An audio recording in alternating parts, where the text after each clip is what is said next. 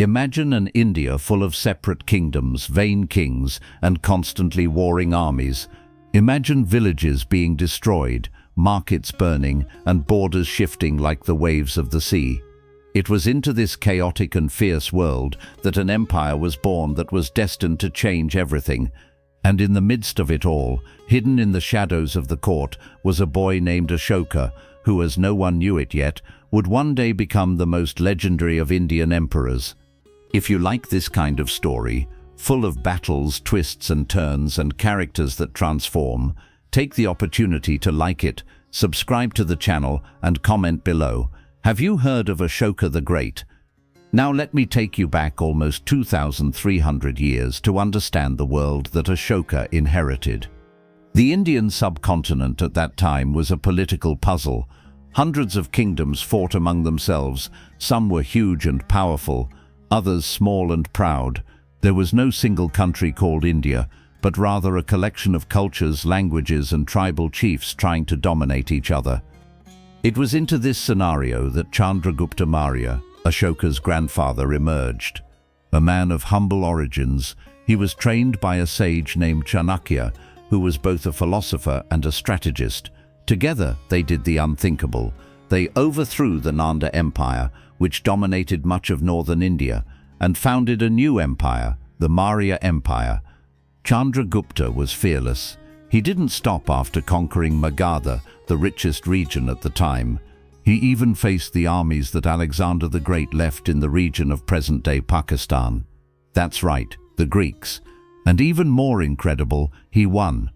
Soon, the Mauryan Empire stretched from the Himalayas to the Indian Ocean and from the Persian border to the eastern Ganges, a monumental feat. After him came his son, Bindusara, Ashoka's father.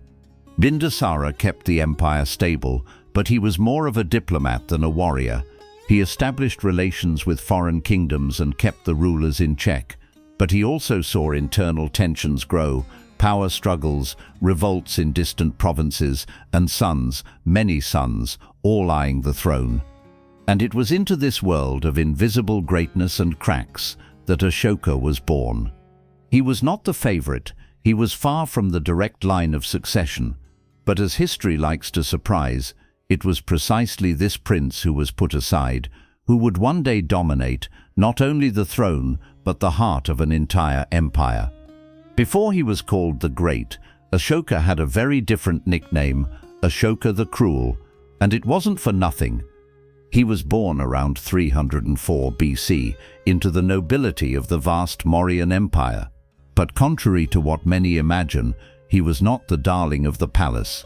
His father, Emperor Bindusara, had many children, and Ashoka, being the son of one of his secondary wives, was nowhere near the line of succession. While his half-brothers paraded through the halls with pomp and privilege, Ashoka was treated with suspicion. He was ambitious, intelligent, but also temperamental. From an early age, he stood out for his courage in military training and his coolness in decision-making. He was not a docile prince, he was a beast in the making.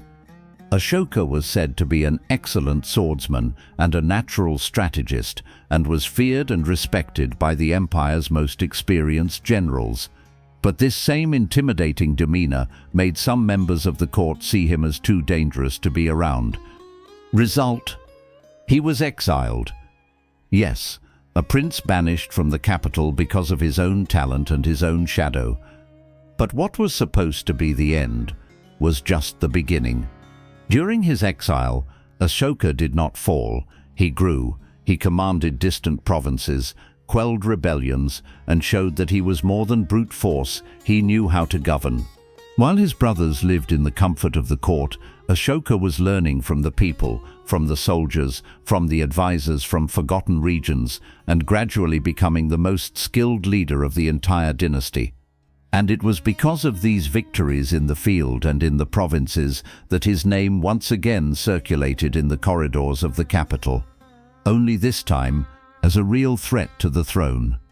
Because when Bindusara died, the struggle for power became a game of life and death, and Ashoka was more than ready to play.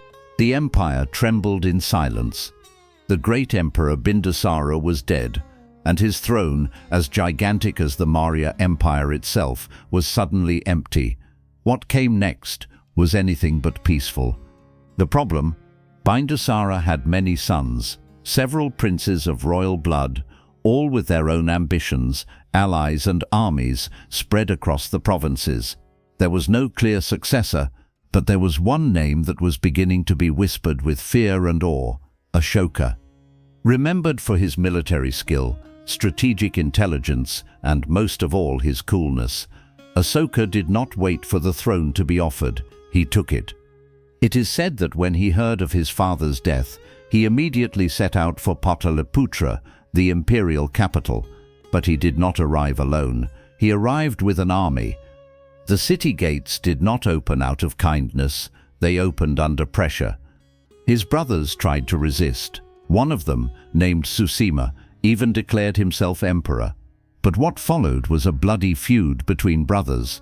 According to some traditions, Ashoka killed or ordered the killing of more than 90 members of his own family, including half-brothers, nephews, and possible rivals. Some accounts even claim that he ordered Susima's public execution by burning him alive. This part of the story is not glorious, but it is important, because here we see Ashoka before his transformation, a man shaped by ambition, ruthless, accustomed to solving everything with sword, fire, and fear. With the way finally clear, Ashoka was crowned emperor. The ceremony was majestic, full of sacred symbols, adorned elephants, and blessings from the Brahmins. But there was tension in the air. The court knew this new emperor was not like the others. He had taken the throne with blood.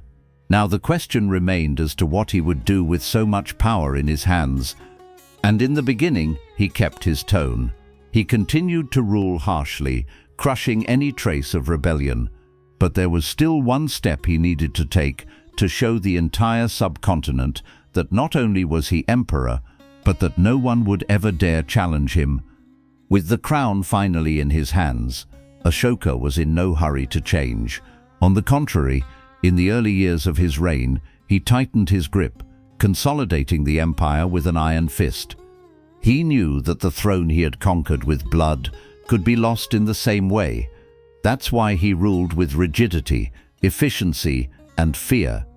Any sign of rebellion in the provinces was crushed without mercy. Disloyal governors disappeared mysteriously. Soldiers who hesitated received public punishments. Tribes that dared to resist Mauryan rule were wiped off the map. Ashoka would become known to many during this period as Chandashoka, which in Sanskrit means something like Ashoka the Merciless. He strengthened the bureaucracy, organized the tax collection system, and fortified the borders. The Maurya Empire became a sharp administrative and military machine. Nothing escaped the emperor's eyes. He made sure that he was feared, that everyone knew that there was no mercy for disobedience. But along with this control, Ashoka was also preparing something bigger. Because no matter how strong he was, he knew that he would only become truly legendary if he achieved something that would make history. Something grand, imposing, irrefutable. It was then that his eyes turned east to an independent, prosperous, and proud territory that still resisted Mauryan power, the kingdom of Kalinga. Kalinga was a thorn in the side of any emperor. It had resisted for generations. It had its own army, its own culture, and its own independence. But for Ashoka, this was not freedom, it was defiance. And he did not tolerate challenges. The empire was already vast. Ashoka's authority was undisputed, but there was one piece of the map that remained beyond his control: Kalinga. Kalinga was not only a strategic kingdom with direct access to the sea and precious trade routes, it was also a symbol of resistance. While other regions had bowed to Mauryan rule, Kalinga stood firm, proud, free. Ashoka saw this as a personal affront, and so he declared war. What followed was one of the most brutal military campaigns in ancient Indian history. He marched with a colossal army. It is estimated that over 200,000 soldiers were mobilized, along with cavalry, chariots, and hundreds of armored elephants, an overwhelming force. On the other side, Kalinga resisted bravely. Its soldiers fought to the last man.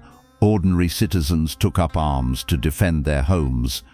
But despite their courage, there was no way to contain Ashoka's imperial fury. The result? A massacre. According to Ashoka's own records, a rarity for the time, more than 100,000 people died. Another 150,000 were deported. Countless villages were destroyed. Families were torn apart, entire erased. But the most shocking part wasn't the number. It was the effect it had on Ashoka. After the victory, he climbed alone to a hill where he could see the battlefields. What he saw was not glory, it was death, silence, pain, bodies strewn about, orphaned children, widows weeping. The city did not celebrate, it mourned. And there, in that landscape of destruction, something broke inside him. For the first time in his life, Ashoka felt shame. And that shame would become the spark for a transformation that would change the course of his empire and of world history. The war was over. Kalinga lay in ruins. The Mauryan army was victorious. Ashoka was crowned with yet another conquest, but he did not smile. There was no celebration. What he saw on the battlefield was not power, but suffering. Men maimed, women weeping, orphaned children walking among the bodies. The air smelled of blood. The ground was mud and ash, and inside him, something broke. Until then, Ashoka had been the warrior, the conqueror, the feared one. But faced with the destruction he himself had caused, a new feeling took over his heart: guilt. A heavy, real guilt that could not be ignored with ceremonies, nor with gold, nor with loyal soldiers. And it was in this moment of fragility, perhaps the only one in his entire public life, that Ashoka looked within. He began to ask questions. What good is an empire built on corpses? What is true victory? How can a king sleep, knowing that he has destroyed thousands of lives who only wanted to live in peace? This is how he began to approach something completely new to him: Buddhism. I heard monks talk about compassion, about suffering as part of existence, about the importance of awakening.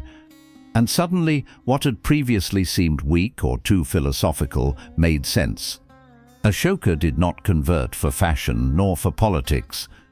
He converted out of pain, out of conscience, and it was this pain that made him reborn. From that moment on, the empire would no longer be guided by fear, but by morality. And the emperor himself, once feared, began to change his attitudes and his heart. But talking about compassion was one thing. Implementing it in an empire forged by the sword was quite another. After the nightmare in Kalinga, Ashoka no longer wanted victories, he wanted peace. It was then that he took a bold and historic step. He abandoned war as an instrument of power and began to adopt ahimsa, the principle of non-violence, as the new foundation of his reign. And this change was not just spiritual, it was political. Ashoka formally converted to Buddhism, something unheard of for a ruler of his stature. He did not do it in secret, but in a public and transparent manner. He began to listen to monks, visit monasteries, and practice meditation. He exchanged his throne for a simple carpet and his war cries for silence. It was a revolution. But it didn't stop there. Ashoka integrated Buddhist teachings into his government. He was no longer just the head of an empire. Now he wanted to be a living example of ethics, compassion, and balance. He began to encourage respect for all forms of life: animals, people, and political opponents. He ordered the construction of shelters for birds, hospitals for humans and animals, something unprecedented in history. Executing prisoners became the exception, not the rule. Torture abolished. Wars rejected. Ashoka did not want anyone else to experience the horror he caused. And it all started from a simple but powerful principle: true victory is winning hearts, not territories. His reign took on a different tone. He no longer hid behind the crown. He admitted his mistakes. He publicly said that he regretted the Kalinga War, an emperor asking for forgiveness. And with that, he gained something that kings rarely achieve: genuine respect. But Ashoka wanted to go further. If he had changed, the whole empire could change too. And that's how he decided to leave his message engraved not only in actions, but in stone. Imagine a king so committed to his transformation that he decides to write his ideas in stone. Literally. Ashoka, by adopting Buddhism and the philosophy of non-violence, understood that his actions needed to go beyond the borders of the court. The people needed to feel this change. They needed to understand the new path. But how could he reach millions of people spread across a vast territory? He found an ingenious answer: the edicts. Ashoka had texts carved on pillars and rocks throughout the empire, in villages, on roads, in markets, in ports, and even in border regions. The messages were written in several languages so that everyone could understand them, and the content was unlike anything anyone would expect from an emperor.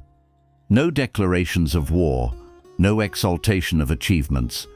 On the contrary, the edict spoke of ethics, kindness, respect for parents, religious tolerance, care for animals, truth and repentance.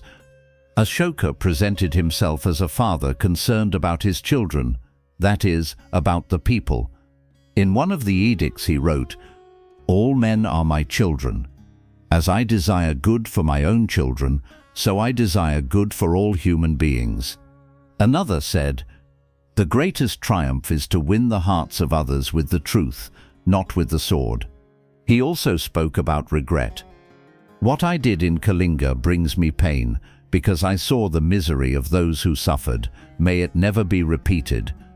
These texts were not just propaganda, they were life instructions. Ashoka was, in fact, trying to transform the mindset of his people, to create a culture of peace where before there had been only fear and blind obedience. And the most incredible thing, many of these pillars still exist. Scattered across India, Nepal, Pakistan and Bangladesh, they still stand today, the living voice of a king who traded terror for wisdom. But Ashoka's revolution did not stop there. While he carved his ideals into stone, he also created policies to put them into practice, caring for the people in a way that was unprecedented for his time.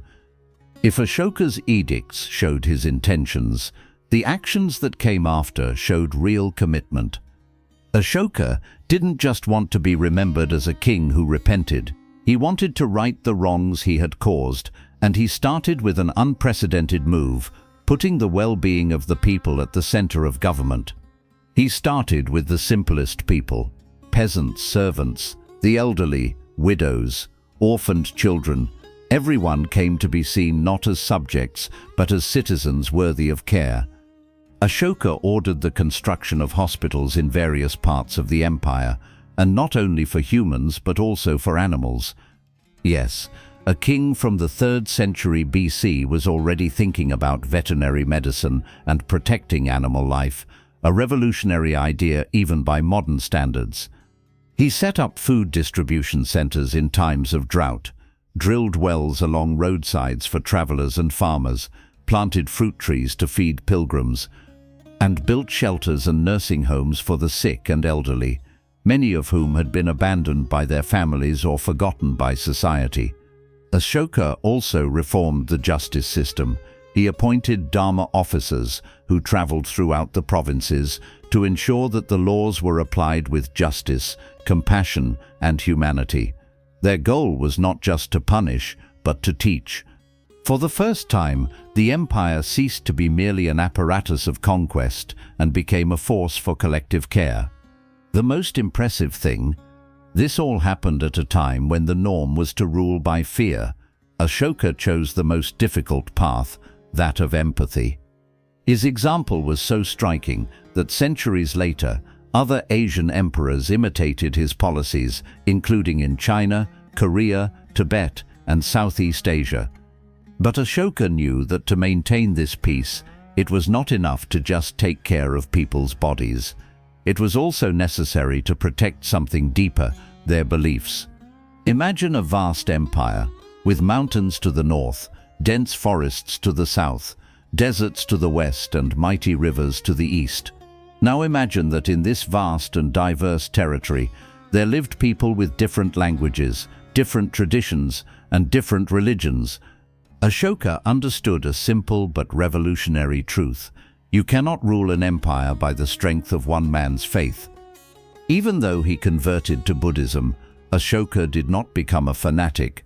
On the contrary, he became an advocate for harmony between faiths, and this was one of the most modern and humane marks of his reign. In his edicts, he wrote phrases that seemed advanced even by today's standards. Honor the religion of others. Do not elevate yourself by exalting only your own. Respectful coexistence between different beliefs is the basis of peace. Ashoka prohibited religious persecution. He encouraged debates among Buddhist monks, Hindu Brahmins, Jains, and even representatives of tribal religions. He understood that each tradition had something to teach, that each sought in its own way to alleviate human suffering. This attitude of respect allowed the empire to become a mosaic of cultures living together in relative peace. Instead of destroying temples, Ashoka protected them. Instead of imposing dogma, he offered choices. What's more, he used diversity as a tool for unification. He encouraged mixed marriages, shared festivals, and cultural exchanges between provinces. In this way, the India of that time, with all its complexity, was stitched together by dialogue, not by sword, something that is rarely seen in ancient history. And while he promoted this coexistence within the empire, Ashoka began to look outside. If the teachings of Dharma could transform India, why not the world? Ashoka had already transformed his empire from within, promoting welfare, justice, and religious tolerance. But he did not want this transformation to be confined to the borders of India. For him, Dharma, the ethical, compassionate, and just path, was not a local religion. It was a universal value. And that's when Ashoka decided to do something completely innovative for a ruler of antiquity: launch a diplomacy based on peace. Instead of armies, he began sending spiritual emissaries to distant lands. To Egypt, to Syria, to Macedonia, to Greece, where kings like Ptolemy, Antiochus, and Magas still ruled after the era of Alexander the Great. These emissaries did not carry gold, weapons, or trade treaties. They carried messages of peace, ethics, and Buddhist wisdom. It was the first time in known history that an emperor attempted to influence the world, not with power but with values. But it didn't stop there. One of his most notable acts was sending his own children on diplomatic religious missions. His son Mahinda and his daughter Sanghamita were sent to Sri Lanka, where they helped found the Buddhist tradition that remains alive in that country to this day. Sanghamiti even took a branch from the tree under which Buddha is said to have attained enlightenment, the Bodhi, the ultimate symbol of spiritual awakening. This branch was planted in Anuradhapura and is revered to this day. Ashoka also helped organize the Third Buddhist Council, bringing together monks from various regions to consolidate teachings and establish a common doctrine, a sort of peaceful reformation of the Buddhist faith. As a result, Buddhism, which was previously a local tradition, spread throughout the world, and Ashoka became the main person responsible for its internationalization. He was the first statesman in history to attempt to build cultural and spiritual bridges between civilizations without any intention of domination. A true ambassador of peace, millennia before the UN or modern diplomacy. But every light has its shadows. As he spread his message to the world, political support within the empire began to crack. The lack of war and social spending took a toll on the nobles and military. Even with all the power he had, Ashoka did not walk alone. In the shadow of his great deeds were two fundamental figures, discreet but decisive: his wife Devi, and his daughter Sanghamitra. Devi was a woman of simple origin, born in Vidisha, a city far from the center of imperial power. She was not the official queen of the court, but she was Ashoka's great love. It was with her that he had his two best-known children, Mahinda and Sanghamitra. Devi was a Buddhist even before Ashoka converted. She was calm, centered, and deeply spiritual. Historians believe that it was through her influence that Ashoka began to learn about the teachings of the Buddha long before the tragedy of Kalinga. While the empire moved to the sound of elephants and war drums, Devi planted silence and wisdom in the king's heart. She did not command armies, but she may have won the most important battle, that of an emperor's ego. Sanghamitra, the couple's daughter, inherited her mother's spirituality and her father's courage. It was she who, alongside her brother Mahinda, brought Buddhism to Sri Lanka, where she helped build temples, train monks, and completely transform the spiritual life of the island. But her most symbolic act was to take with her a branch of the Bodhi tree, planted with care, as if planting peace in a foreign land. Ashoka was a transformed man, but it was through the women in his life that he learned to sustain this transformation. However, this sensitivity, which enchanted the people, did not please everyone at court. Many of the nobles and generals who had grown up under the previous militaristic regime began to feel threatened. The war had been suspended, military privileges had been curtailed, and some of the elite no longer saw Ashoka as the terrible or the great, but as the weak. For years, Ashoka reigned like no other. He transformed an empire with words, with care, with wisdom, but, as in every great story, even the most just of kings must face time. And time does not forgive. In the last years of his life, Ashoka began to lose political power.